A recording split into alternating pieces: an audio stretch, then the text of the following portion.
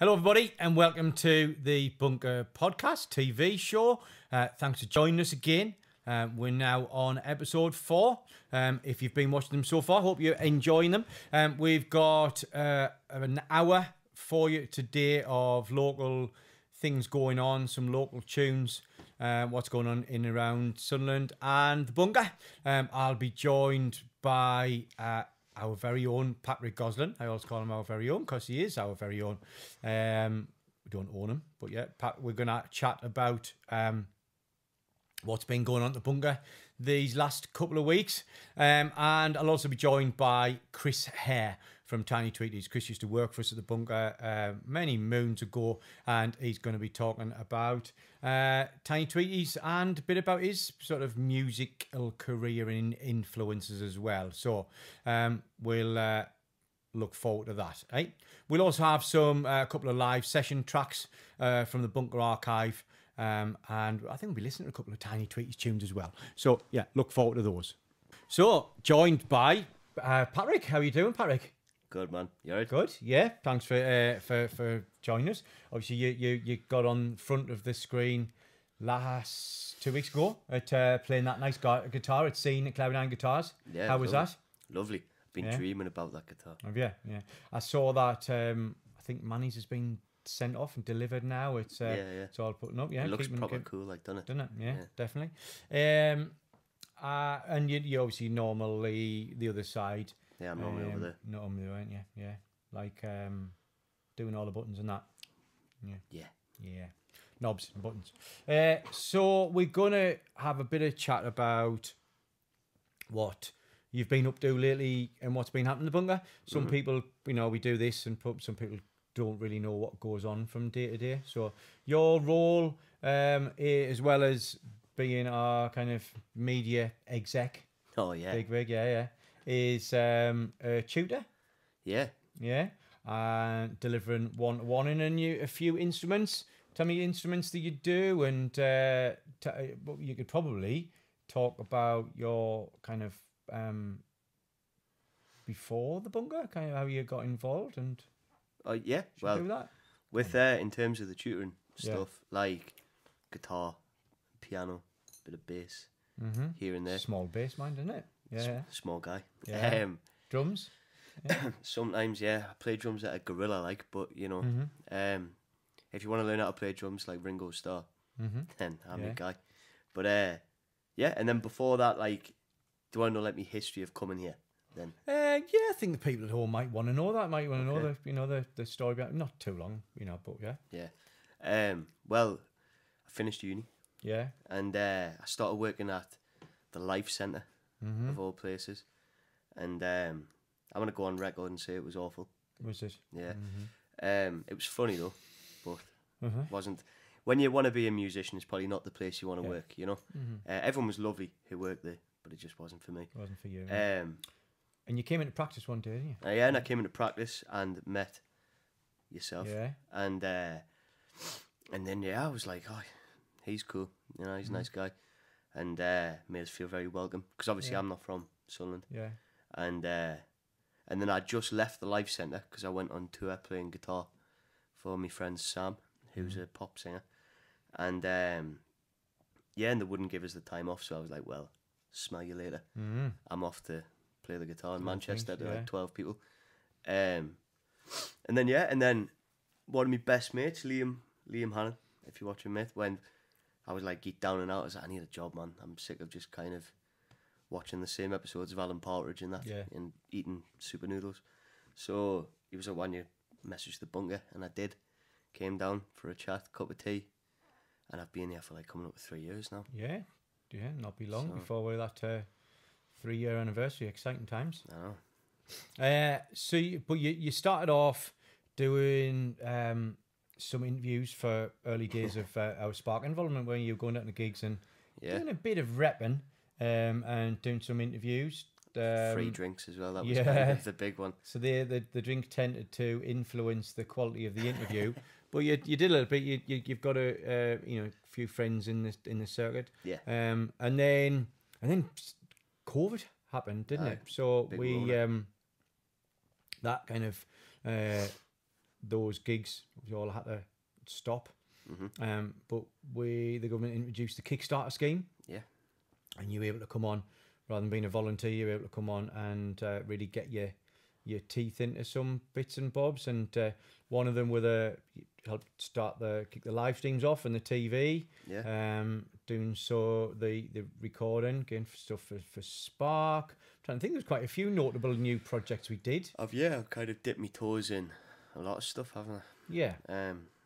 Master of none. Yeah, but you seem to have settled because of demand. We've got a lot of students, a lot of people of all ages wanting to come in for lessons. You seem to now be doing quite a lot of hours doing that. Yeah. What started off kind of helping out. Just a couple of hours here and there, didn't it? Then when Ethan couldn't kind of do his lessons, I would kind of take them, and then just kind of grew like that, and I quite enjoy it.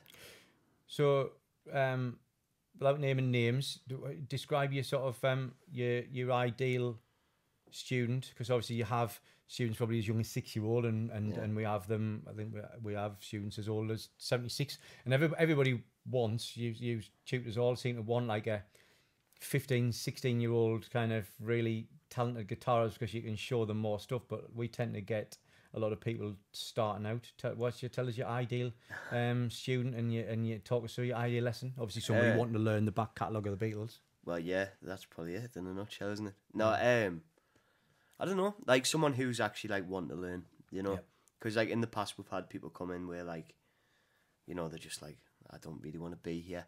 Yeah. And that's quite disheartening sometimes to try and like get them excited about an instrument, but like someone who genuinely is really excited about like wanting to learn the guitar or the piano or the bass or drums or whatever. It's not just the parents pushing them. It needs to be a bit. Parents need to be supporting them, but the like parents, the kids really want to be there, don't they? Yeah, like how I was when I was younger, when I wanted to learn the guitar. Like you started playing guitar when you were 7-year-old. Yeah. 5 years ago. Yeah. 5 years ago. Yeah. And yeah, like just someone who actually wants to learn the guitar and come in and play. And if they like the Beatles, it's a bonus. Yeah. So it's great when you've got someone who's a sponge who just like soaks it all up and they just want to learn more each week. But it's a nightmare if someone just kind of doesn't really want to do it. What's the, obviously we try and cover or try and get people on to grades and reading notation as soon as we can. But some some struggle a little bit. What are we doing at the minute? We're working towards a Christmas gig, aren't we? Shindig, innit? Yeah. What you doing with your students there? There's to be honest, right, it's Ethan's the big one organising it all. But I know the ones that I'm doing is War Is Over. Okay. By big Johnny Lennon. Yeah. Walking in the Air from Snowman. Yeah. And there's another one, Rocking Around the Christmas Tree. Okay. 3 classics. So we've probably got about 120 students. Some of those come in for groups, some of them are coming for one-to-ones. The ones that come in for one-to-ones don't often have a chance to perform because they're not in a band. So as well as all of our workshop bands, we're also having those solo people. How's that going to work? Well, we're going to kind of like intersperse them together, really. Like certain ones who do the one-to-ones are coming in and playing with like some of the home ed groups who don't have like a guitar player, for example, or piano player or whatever. So they're going to play along with them, and it gives them a chance as well to like play with a band, and then if they like it, they're like, oh, I might join one of the band clubs, or something like that. That's the ultimate goal. For us, not necessarily them, but just because we know that they're going to enjoy playing. Well, there's no better feeling than playing music with other people, is there? Of course, yeah. So we're talking about Christmas Eve a little bit. We're not going to play a Christmas song, although there might be a treat for people towards the end of the show for maybe find a Tiny Tweeties Christmas song. Just get people right in the mood. Before we talk about our like kind of fave Christmas songs and what you like to do, we'll have an archive track. Yeah. So we're talking about people joining bands. This archive track, first one, Sarsaparilla. So they came in the studio maybe last year, did a Spark session. We filmed it. It was one of our first videos in the new studio, wasn't it? Yeah. We used all the kind of yellow lighting, and we're having this argument over whether we wanted warm or sort of white lighting. Yeah. And ended up going somewhere in between. Yeah. What's this track called? I'm not sure. This is Sarsaparilla with I'm Not Sure. Check. Check, check. What?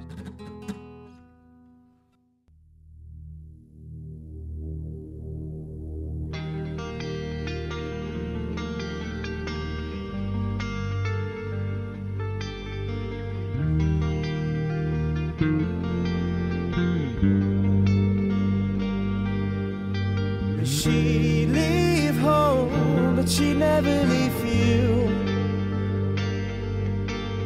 The joke's on me, thinking she would change. And how's our weekend looking? 'Cause I'm feeling weaker.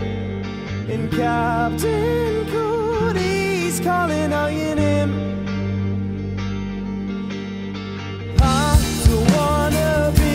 Second-hand plans, I just wanna use those hands, wrap around me, tell me I'm better off. And she said, when we're dead, do you think we could notice? When I wrote this, I was 21, I'm about to thinking maybe you'd notice I'm hopeless. And she said, when we're dead, think that they'll notice. When I wrote this, I was 21. I'm all up to thinking maybe you notice I'm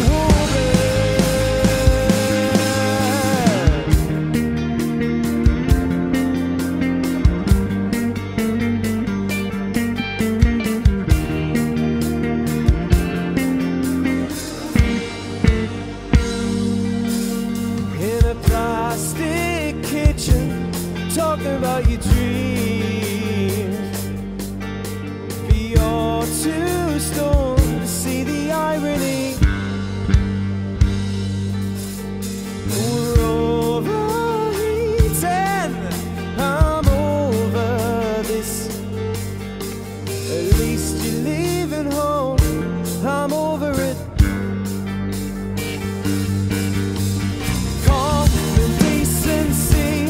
Visualize me texting dead this party. We are blocking the sound over our mouths. We're better off.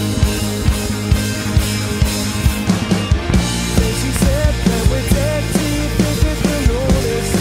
When I wrote this, I was 21. I'm about to thinking maybe you notice I'm hopeless. Then she said, when we're dead, do you think that they'll notice? When I wrote this, I was 21. I'm about to thinking maybe you notice I'm hopeless.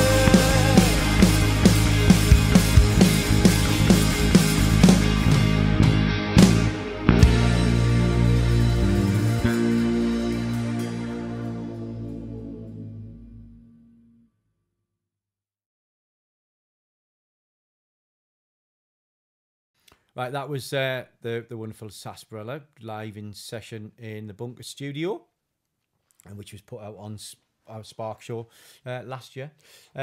Since then, we've done quite a lot of. You really enjoyed doing the Spark video sessions, didn't you? Recording those and video, and then we've got another one coming up later on. Maybe Amelia Coburn. Yeah. Yeah. I remember the Amelia one. She got a load of interaction socially and got a lot of people watching it. Yeah. Obviously had a big following. I think it's something she hadn't necessarily done before. It seemed to go quite well, though, didn't it? Yeah, it's one of the more popular ones that we've done. And like there's a comment on the video from someone from like Germany. Which that's quite cool. Saying yeah, something in German or English. Yeah. Right. Da. Yeah, okay. Right. So we were just touching on our band workshops. Now we've got, let's say, the home ed group. That's for kids who are homeschooled on a Monday. Edward. Yeah. We've got on a Tuesday, there's a band club for after school. So kids from generally 12 all the way up to sort of 18, 19. Then on the Tuesday, we've also got the Tuesdays, they call themselves, Clever. Neil and Bill and Ian and Them Stephen them. and all them. Yeah, Yeah, the class. That's like an adult band club. Friday we've got our other band club for younger people, and then we've got the same on a Sunday. A couple of that we've got a singing club and a number of other little groups, and they're all going to come together in this this Christmas performance. What's it like? Deliver, because you also do the recovery college on Thursday. What's the difference for you between teaching one-to-one or teaching in a group of people of mixed ages, mixed abilities, mixed instruments? It's two different things, isn't it? Like, it's like with the one-to-one, you know, normally you kind of know the person that you're teaching kind of inside and out, really, when in terms of their ability of like what they're playing, what they want to work towards. Whereas with a group lesson like the recovery college, like you said, it's varying ability. So in terms of like the recovery college stuff, like I normally kind of take care like the band instrument side of it, where like the drummer and the bass player, and like that's kind of my thing. I'm like, right, we're gonna stop here and then come back in for this part of the song, and then like Jamie, he kind of takes at the vocalists and stuff, and kind of is like the big honcho at the top, you know. Yeah. But yeah, it's completely different stuff. Like with a group lesson, you kind of got to cater for everybody, whereas in a one-to-one, it's, you know, It's all about the one person. Yeah.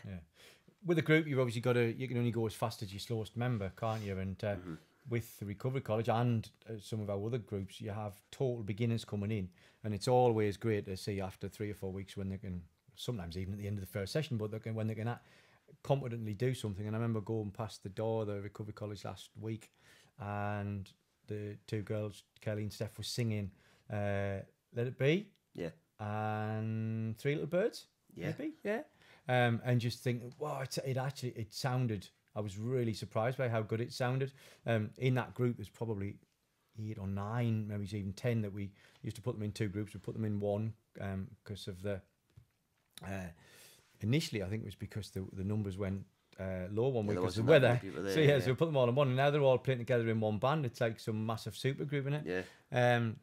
But you know, some of the feedback I've heard, there are a couple of members there who couldn't play anything at all, and are now like coming in for their own lessons, coming in higher rehearsal rooms. You know, in just the space of a couple of months, changed people altogether. Yeah. Do you buzz off that, seeing people progress and seeing people kind of grow? Ah, yeah, but it's like that with everything, isn't it? It's like, sorry, just like, yeah, it is. It's really good, and just kind of see people get something out of it. But like I said, it's like that with everything, you know. You teach someone to ride a bike, and you see them then like kind of ride off. You're like, I didn't know you did bike lessons. What days are those? Saturdays. Yeah, Saturdays. Busy Saturdays. Yeah. Cycling Saturdays. I do gymnastics on a Saturday. Yeah.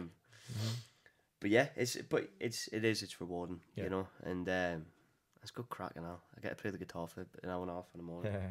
Can't really I complain. mean, you do love playing, don't you? I can tell. Yeah, You well, know, it's all I'm actually good at, you know. You like doing other things, but generally, if you put a guitar in your hand and be in a group, as long as it's not after 5:30, because you've got your mum's waiting for you outside, or you're going home for your chicken nuggets, dinosaurs, and chips. Yeah. But generally, you love having a guitar and playing along. I remember, like, my highlight of your time here so far, when I think you won, like, our Employee of the Month, which is just in my mind, was when the days of Ron Tweedy, who was a customer of ours, used to come in with a lyric sheet that he'd written some lyrics. He'd had an idea of a song, bit of a melody, and we'd then have to translate that into a song. And you were tasked up with finding the right instruments and the right people to play that along and get this, and turned into from piece of paper into a reality. Can you remember those? Yeah, I loved them, mate. Like, if Ron's watching, I'd like to do more songs. Yeah. It's class. Like, it's good fun. I remember we got Daisy Pringle to do the country singing one, and had you on the. I know, yes, the Jaws harp. Then had James doing a song, and then I sang one. It's good fun. Like, I used the on the gate, when the James sang was like a proper Black Keys rip off, to be fair, and just used the same sample of Joe Rogan on the UFC over and over, thinking he wouldn't notice, and he didn't. Thankfully, says the same thing. But yeah, he was good that I'm sure he's in his late 60s, is he, or is he 70? Ron, sure. But he would come in with very particular ideas of what he wanted the song to sound like, what noises he wanted in the background. There was the one he wanted aeroplane and travel noises, the ones where he wanted the fighting in the background. It was great that he had really particular ideas about it, wasn't it? Yeah, it kind of gives you, as a songwriter. Yeah. It's good to kind of get, like, when I've wrote with other people before and wrote for people, it's good to kind of get a brief what they want before you do it. Somebody says, draw me a picture, I'm not telling you what, and you draw a cow and they wanted a flower, it's not going to work. Yeah. But he was quite specific about it once. You may remember Ron was on our show. He came in, and I think the day, possibly during when the COVID laws were relaxed a little, and he came in into one of the studios and we interviewed him there. He's also been in this Spark before, so if you are listening, Ron, he loves the karaoke down at his local pub, so I hope you're getting down there and enjoying those. So we've got time for another session track, the Amelia one that I mentioned. Yeah. What can you remember about this? Had you heard of Amelia before? No, she no, plays never. the uke on this, doesn't she? Yeah. Yeah, I'm not entirely sure I was there for the filming of that one, to be honest. But I remember when I was editing the video and the audio and stuff, I was like, oh, this is cool. This is like a baritone ukulele. Yeah. Mm-hmm. So it kind of gives like a bit of a different sort of sound, really. Mm-hmm. And it was something about like quite sea shanty-ish. Yeah, It's about the very tune. folky but modern. Yeah. It's cool. Okay, so this is Amelia Coburn live in session in room 3. Check.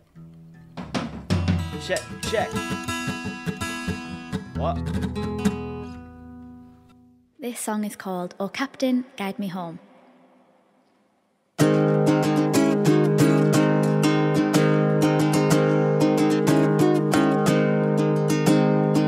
Sun must rise, so we sing our goodbyes to the moon. A stillness so fragile, ruptured by clock striking noon. In broad light of day, at dawn or at dusk, through twilight's velvet hue, I will sail with you on this ship, navigate uncharted waters, and following 2 bright stars. Through the ebb and the flow, the tug and the tow, Captain, guide us home. From to and fro we heave and we ho, Captain, guide us home. Guide me home. Guide me home. Guide me home. Guide me home. Sun must set, so let's sleep like we've not seen a dream. The slumberous murmur of birds swirl and swoop as a stream. You ease the weight of my heaviest heart and sewed it on your sleeve. In ocean's blue, you're the greenest sea. I'd like to tell you that I love you endlessly. Through the ebb and the flow, the tug and the tow, Captain, guide us home. From to and fro we heave and we ho, Captain, guide us home. Guide me home. Guide me home. Guide me home. Guide me home. Guide me home. Guide me home. Guide me home. Guide me home. With a sleek silver hand and the promise of land we rise. Under canopy stars and the thunder of Mars in our cries. Born With a chance we may fail, onwards we sail. Oh, Captain, guide us home. Through the ebb and the flow, the tug and the tow, Captain, guide us home. From to and fro we heave and we ho, Captain, guide us home. Guide me home, home. Guide me home, guide me home, home. Guide me home, guide me home. Guide me home, guide me home, home. Guide me home.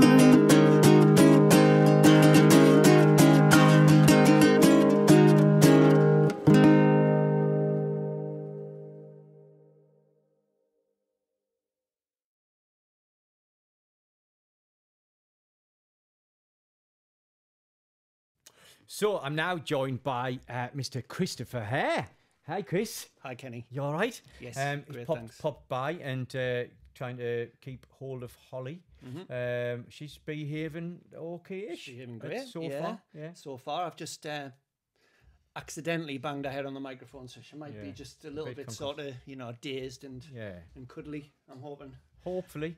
I mean, she often, with Holly being in screen or on shot, whatever, she often increases the listenership and the followers. People are a bit more interested. So dogs. it's a good idea. Dogs are good for that, aren't they? I mean, they say don't work with children or animals, and you've made a kind of your life, your career, more recently about working with children. I like that link. Yeah.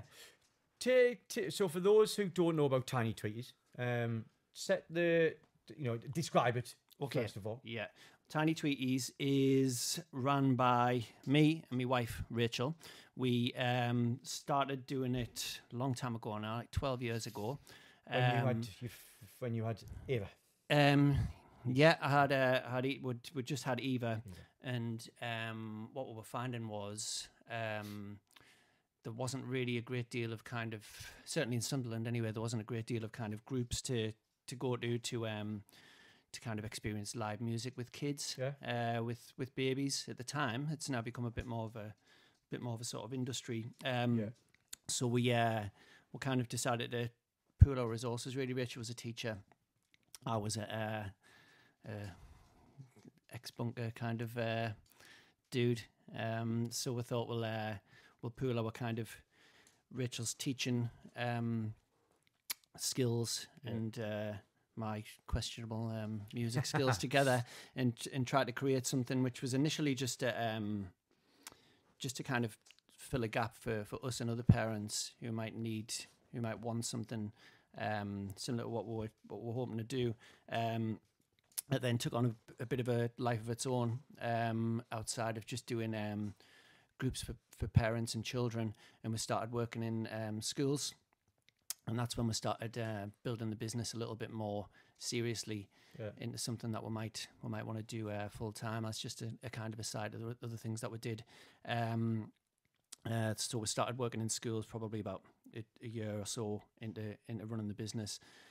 Again, we just found that there was a need for the kind of experiences that we're providing, live music, accessing the early years curriculum via music, and accessing all of the things that consists of in a way that was just very, very enjoyable and done via music.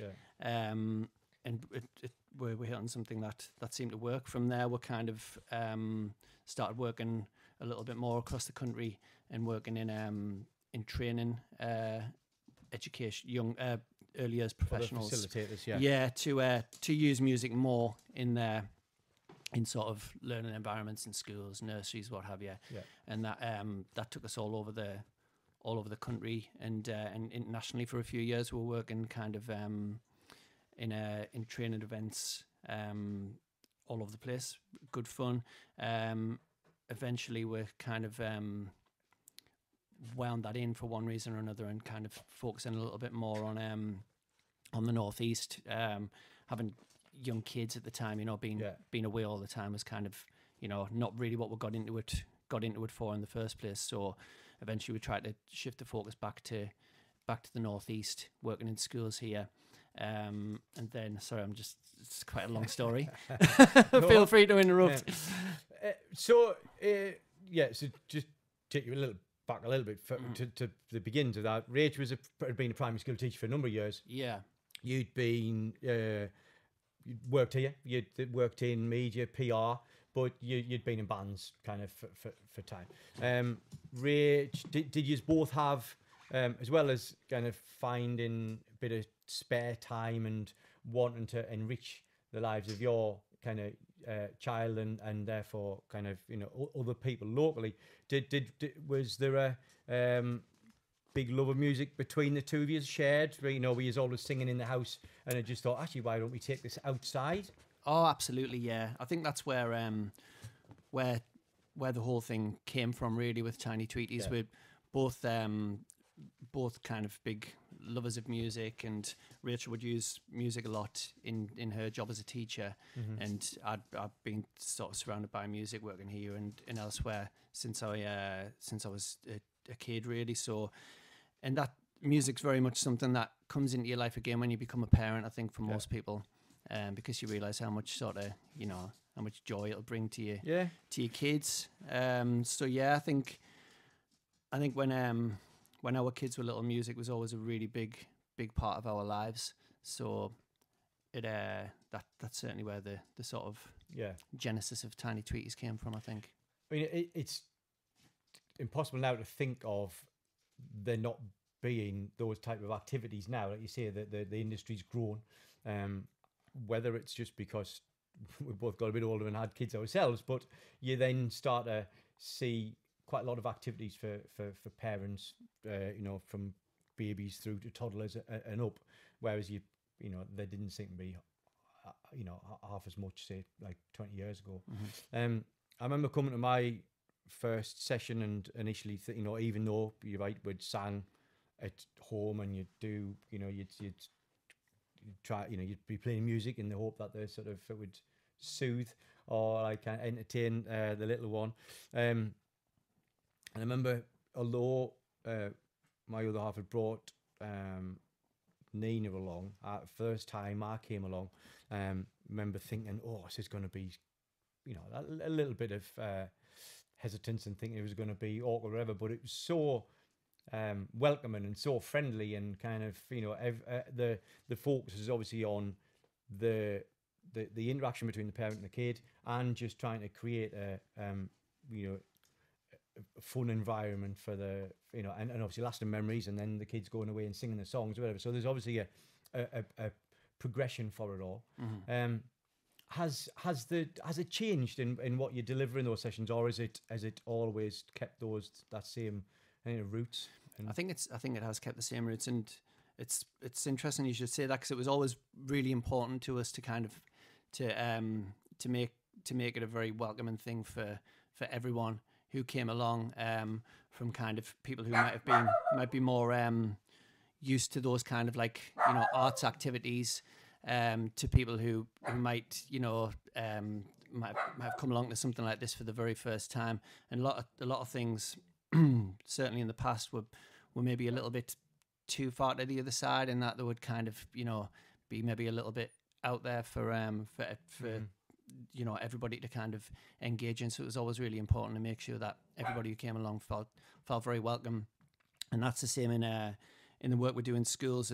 It's really important to sort of to bring these things to children and families who in culture might not access music, might not access kind of arts activities, because it's just not something that's kind of in their sphere of culture. So we always really value the fact that we'll get to go into schools and work with children who otherwise don't get to access experiences like the ones that we provide. Because although music is second nature to us, and in terms of it being a big part of the whole family and in what we do, because of being in the industry, I suppose, but also that love of music from an early age, there will be some kids who might like music, their parents may like music, but they don't necessarily connect through it. And this is obviously a really good opportunity for the parents and children to connect. And I remember, you know, after a few sessions, and I'd probably slept or tried to sleep and soothe both kids with you singing or playing in the background for probably a year or two. So, like, you know, you were in our bedroom like every night. How does that make you feel? Pretty good. Yeah. You know, but that being able to take the product home and take what they were doing there and then do it, because it's, you know, it's almost like so put together so simply, so you can do that, because it would have been impossible. You know, it wouldn't have had half of the impact if parents were kind of, all right, that was a great session, but, you know, I can't go and take a load of clay home, can't go and take a forest school home so necessarily. There's something to go home so there's with, something that can go home and that can carry that on with them. Well, music's a great connector, and if you can kind of find a tune that you both enjoy, especially, you know, at certain times of the day, maybe to sort of soothe or to sort of settle down with at night time, it can be it's something that you can really bond with your children over, and it's really nice to think that our music might have provided that for anyone, really. It's a nice thing, because I know as a sort of parent myself how important that can be. So we're gonna have a listen to one of the songs now. The earlier stuff were kind of adaptations. Sounds like the Beatles when you doesn't say it? that, doesn't it? You know, yeah.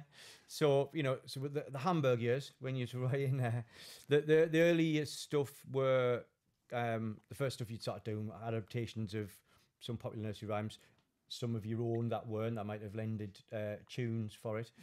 But as they evolved, then there was a spaceman theme, a dinosaur theme. There was kind of fairy tales brought in. This one's going to have a listen to the Pinocchio one. Yeah. What? Obviously, kids love fairy stories, but what do you think about when you're trying to kind of adapt a well-known fairy tale into a sort of 3-minute song?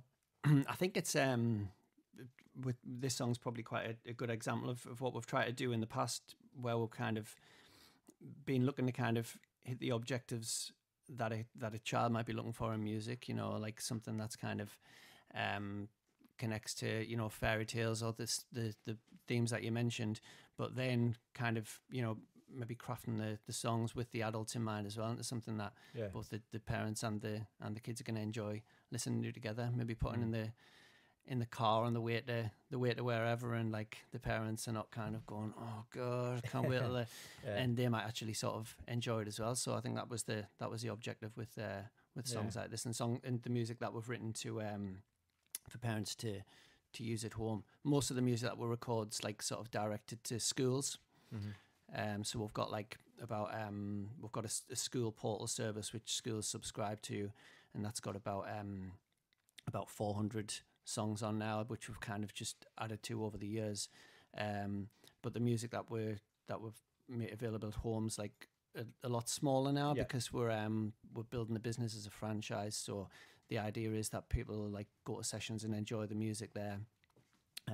So there's just like a sort of selection of each theme available online. Okay, well, we'll come back to the school portal and the franchise. This is Tiny Tweeties and Pinocchio.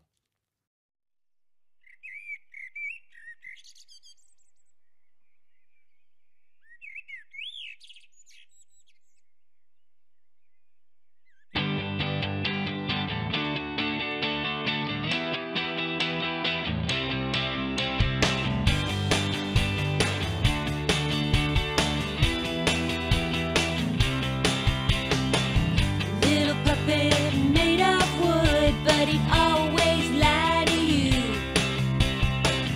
If you wanna be a real boy, then you got to tell the truth.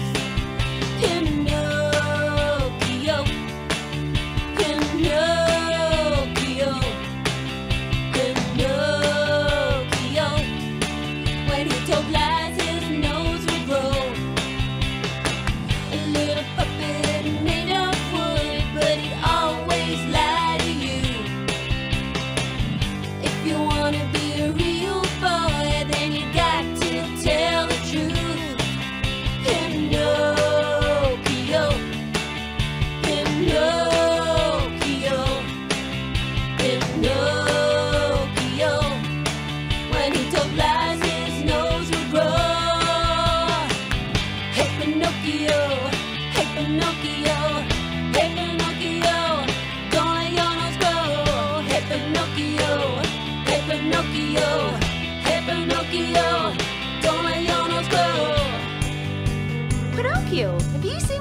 chocolate bar anywhere? An eagle swooped down and took it into the sky. Oh, are you sure that happened, Pinocchio? Can you tell me where my chocolate bar really is? Oh, now I remember. A mouse popped out of that hole over there and nibbled it away. Oh, Pinocchio, can you tell me the truth? Where have you put my chocolate bar? Your dad dipped it in his tea, but it fell in and melted. Oh, Pinocchio, just tell the truth. Okay, I ate it. I thought so, Pinocchio.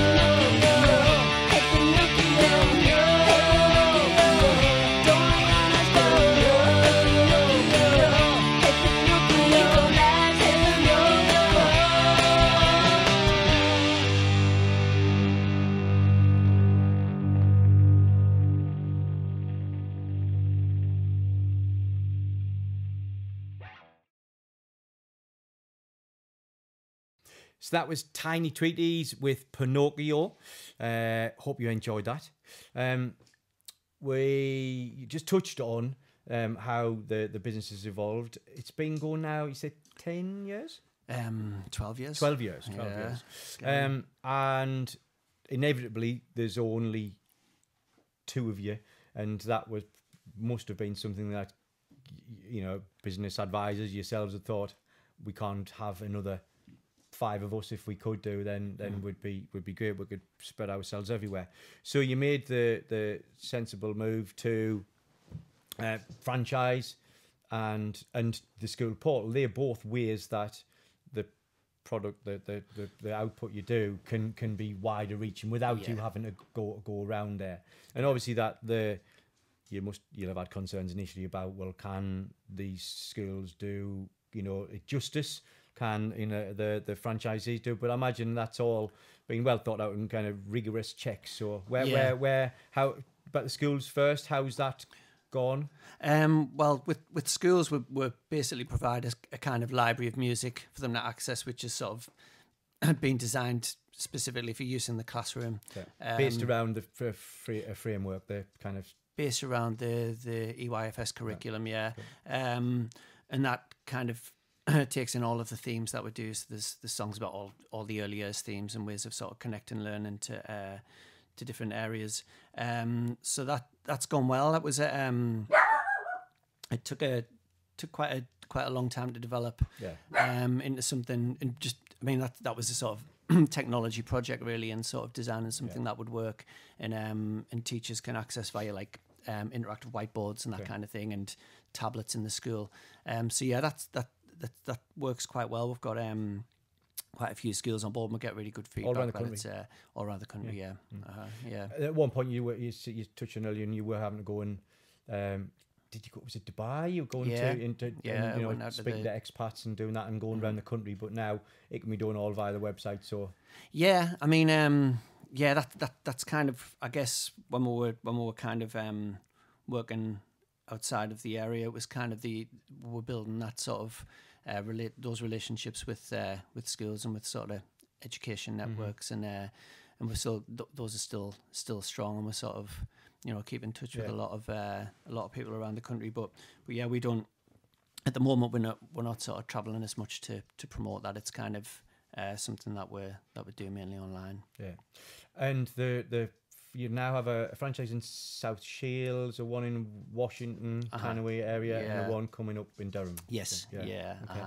And how do they work? Obviously, the people can franchisees can continue the resources that you've Definitely, got, but yeah. trying to do it in the same that's way. the idea. I mean, it's like you were saying before, with the sessions that we provide over in Roker, we're still doing those, and we still really enjoy delivering them, but we're quite limited in sort of the time that we can kind of commit to them. So I guess it's just a way of kind of hopefully growing the business and allowing people to kind of do what we do in other areas. So it's going great with all of the people who've come on board so far doing a brilliant job. Our first franchisee started like weeks into the COVID pandemic, which was unfortunate timing, but she did a brilliant job of sort of jumping a video and managing to build things up and in that regard. So yeah, they're both doing a great job. Haley started in South Shields a little while ago, and it's just really, really nice for us having a team that's grown after doing it just the two of us for so long. They both come from education as well, which is great because it's very the education side of Tiny Tweeties is sort of like, you know, the primary thing for us. So it's really good to have a team of sort of education professionals growing what we do. Yeah, that's it. It's music. It's singing along, but it's more than just that. You play guitar. You do all the recording. You do kind of everything musically, don't you? Yeah. I try to. Yeah. At the home studio. Yes. Yeah. How's that process? And obviously getting Rachel in and getting it all done. Recording. I love it. It's been an opportunity to kind of just buy gadgets without feeling guilty over the years. But yeah, I've built a little studio at home. I call it Maiden Paps because it's got a view of Tunstall and Rocky Hill. Okay, yeah. And Tunstall and Rocky Hill used to be called Maiden Paps back in the sort of Middle Ages because of the resemblance to a pair of maidens' paps. Okay. Yeah. So that's the name for my studio. Right. Okay. But I'm the one and only person who records in Maiden Paps. Yeah. I've always wanted to get a sort of a plaque for the door. Be a good idea. Yeah. And do tours and branch out into other stuff maybe. Yeah, maybe. Yeah. But yeah, recording's really good fun. It's been great having the sort of access to technology really to sort of to do all that. Yeah. And so that there was the initial idea of them being able to go out and deliver these sessions, but without the CDs back in the day, which I'm sure you still sell, but CDs. We don't actually. Do you not? No. Oh, so I've got special editions. Yes. Wow, worth fortune. Yeah. Obviously, you have to do videos. We've had to, even without the COVID years, you've had to embrace new technology and media. Is that like how important is it that now? It's obviously ignoring the portal and that kind of tech side, but just to be able to promote and do what you do. Video, really important. I think for us, the pandemic certainly highlighted that technology that we were able to kind of jump to delivering via video, and our customers kind of very kindly kind of stayed with us. Even though it's obviously Tiny Tweeties is a very physical and sort of tactile experience, we were able to jump to video, and that's something that we wouldn't have been able to do 10 years prior to that. So I think us and a lot of other businesses were lucky that technology is where it's at in regards to being able to sort of survive that difficult. Not that it wasn't difficult, it was it was still a very, very challenging time. But yeah, technology certainly got us through that. So as you, our family have met a lot of friends, and obviously knew you before, but met a lot of friends via Tiny Tweeties, and in this circle of, I'll call it sort of culturally kind of circle that we're all part of to some degree. You've done sessions of Pop Rex, initially back at Forster Street and other times. So that within this circle, there are a lot of people that you'll have seen grow up over the years. Do you get a sense of pride now when you see someone a grown up walking along and like, God, they used to come to our session? Well, so a child who used to. The first generation of kids who came to Tiny Tweeties are only about 14 now, because our Eva was sort of, my daughter was that age, so that I don't like sort of see them in the pub yet or anything like that, unless they're starting early. But yeah, it's really nice. It's great bumping into kids who came a long time ago, but it's also, like you say, it's been nice sort of connecting to people on a different level, doing Tiny Tweeties, and meeting people again who you might have known from a different kind of time of life. You then get to know them at the time when they've become parents, get to know the kids and the partners, and that's been a really nice thing. And sort of, maybe seeing people being a bit. So it was a bit hairy sometimes when we first started, and it was just after the kind of days of like, still going out and being a bit daft, and then somebody who maybe had an encounter with in Q. A few years prior to that, came in and had the kid, and I was sat with the guitar, and it was a bit like, what happened again between us? Like, are we all right? That happened quite a lot, obviously, because of those numerous encounters in darkened nightclubs of the early noughties. We've all got it. So, on talking about your dark side, do you have a serious side? You spend time here as a undergraduate, in and out of bands. You undergraduate. You were still at uni when you were here, weren't you? So therefore, I worked here, no. You'd actually graduated. I graduated, yeah. Wow. I mean, I've been coming to Bunker since I was like 14. So, and that was back when Jerome ran the show, and Frankie Stubbs had the studio. But I started working here in 2002 when I'd just graduated. You'd graduated. And it was a graduate. No, I didn't, did I?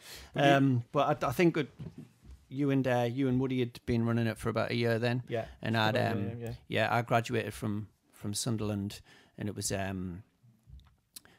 kind of a tricky time for me because I was already a parent, and it was kind of, I'd studied media and music at uni, and it was kind of hard to find a job in the Northeast. So I was a bit like, oh no, like, life's got real here. Like, what am I going to do now? I've got this, and I couldn't kind of, I wasn't in a position where I could kind of look outside of the region for work, because I didn't want to, move away from my son. Yeah. So I remember just wandering up and having a chat with you and Woody, and you were good enough to say, yeah, come and have a hang out here for a bit. And I thought that'd be class. I'll do that for a little while I'm looking for a proper job. And then I was here for about like 4 years, wasn't I? And it was good fun. I mean, you were either very fortuitous or very conniving, and you're coming up and just helping us on a sort of day-to-day, call it maintenance, but like just setting up the studio, something that many people have gone since that doing it. Yeah. But within probably like 3 to 6 months, we were doing some gigs. There was the days of the jug and days of the gigs at the Royalty and all that, taking PAs at the back of that blue micro of yours. Yes. And the buff car. Yeah. And then, but not long after that, we launched the magazine, which was your brainchild. Started off as a little kind of 8-page, 2 bits of paper folded together, and it blossomed over the time. And then when you moved on, you did that yourself.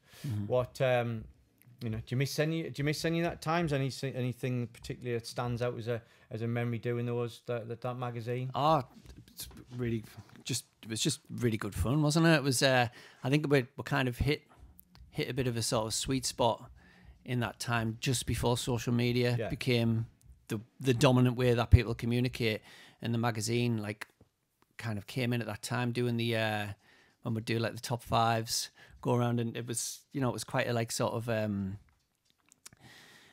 quite an important way for people to kind of, you know, still sort of connect with each other back then, wasn't it? I don't think it was that maybe that last sort of period when free magazines sort of fanzines kind of played that role. I know there's still some great fanzines now, but it felt like what we did with the bit that people like, the sort of top fives, was kind of like a kind of pre-Facebook kind of thing, wasn't it? Where people could just pull a daft face and write something outrageous, and then every month you get and go, oh God, they're in, and so it was always a great laugh, sort of going around and compiling them. But yeah, I enjoyed everything. Meeting some interesting people, getting people into to do reviews and little bits of writing and stuff. You sending us around to collect money off people, as if I was like Rocky and Rocky 2, like going to collect 15 quid off Dicker and getting called all sorts of names. Mary's clothing alterations, just get Mary away, you owe us 15 quid here. So unique. I was thinking about them the other day. So unique, and but it was a really good opportunity for me to learn about running a business. I think that was my first experience of that. So I'm really grateful to you and Woody and everybody for giving us a chance to do that. And it's a nice period in life. I always look back fondly on it. So we're going to ask you back at another time and do some about your serious stuff. Just touch on that like briefly, because I know obviously you and Rachel record some call it serious, but I mean, music. Not Tiny Tweeties, but tell me a little bit about that. Is it a bit of an escapism from the kind of day-to-day Tiny Tweety stuff, or you know, is it just something you managed to like? Don't think so. I don't think either of us are like too bothered about escaping from it, because it's quite playing music at Tweeties is it's always quite a nice experience. You know, getting to sort of sometimes with when I haven't done a lot of like grown up gigs recently, but when I have, it's a bit of a shock. Just like, oh God, like not everyone like smiles like they do and dances about and sort of does somersaults and stuff. It's just like, oh God, everyone's really serious. But no, we're both, it is still nice to kind of to work on music outside, and obviously having the opportunity to record is quite nice. I'm kind of thinking it might be nice to sort of do some live stuff again, and maybe not just sort of hide away in maiden pubs and record. I think so. I think it's kind of miss being in a band a little bit sometimes. So it's coming up that time of year where we're all looking forward to all year, haven't we? Do you enjoy doing Christmas sessions? Yeah, it's always really really good fun. The last couple of years I've had to don the Santa suit with COVID, because all the old people that we knew were sheltering, shelter the vulnerable. So they weren't allowed to be Santa. So I did it, and I'm quite looking forward to swerving that this year. To be honest, felt a little bit too skinny and a little bit too young. Still to be Santa, I think. Of course. Well, I mean, I'm no spring chicken. All of Santa's helpers around the world are all different shapes and sizes, and that's fine. But I know you mean you've got to. Are you doing the big man justice? You know. I don't think I did. I think I need another 10 years or so of. I'm just looking. You've got a few greys coming through. Maybe it's not as many as me. You might be able to fill in. I don't know if you've got time to push that beard out in the next month or so. I'll try. But have you got someone to step into your Santa boots? I've got an old dad, and Rachel's got an old dad. So hopefully we'll be able to drag them out of the COVID retirement. Both lovely fellas, and will confidently play that role, I'm sure. So we're going to have a listen to Reindeer Rock. Yes. Another Tiny Tweety song. Thanks for joining us, Chris. Get over it on the socials and look for Tiny Tweeties. Get the website. There's a YouTube channel there as well. If you've got a little sibling or you've got a little family member or somebody who you think would appreciate this, get them along. The sessions are amazing. Thanks so much for joining us, and we're going to do some serious stuff in a few weeks' time. Is that all right? Cool. Thank you. Thanks.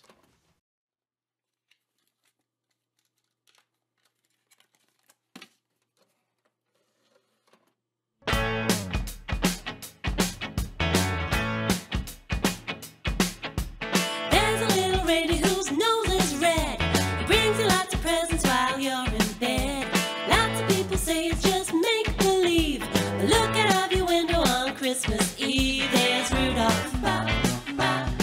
There's Rudolph. Guiding Santa's sleigh with presents for Christmas Day. Look, you can see his nose shining bright, flashing red all through the night. Listen, you can hear the sleigh bells clear. Santa's coming with Christmas cheer. Here's Rudolph. There's Rudolph.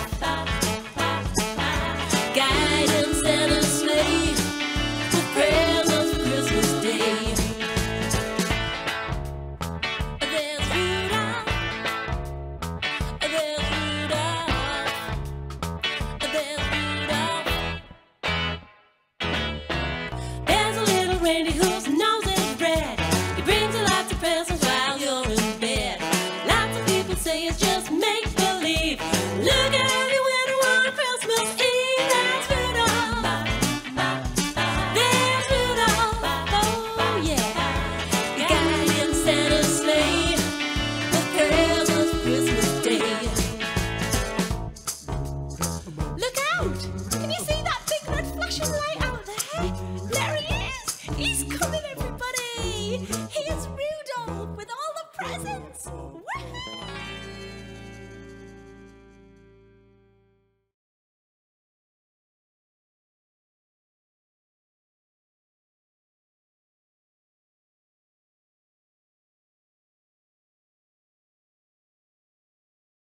So that's it for it today. Thanks everyone for joining and watching. Hope you've enjoyed it. Thanks Patrick for his words of wisdom and his input into his lesson. Thanks for Chris for calling by. That was a very chance meeting. Chris came in and chatted and told us about Tiny Tweeties. Hope you've enjoyed the songs that we've played, and hope you've enjoyed the rest of the show too on Spark. If not, then yeah, tough luck.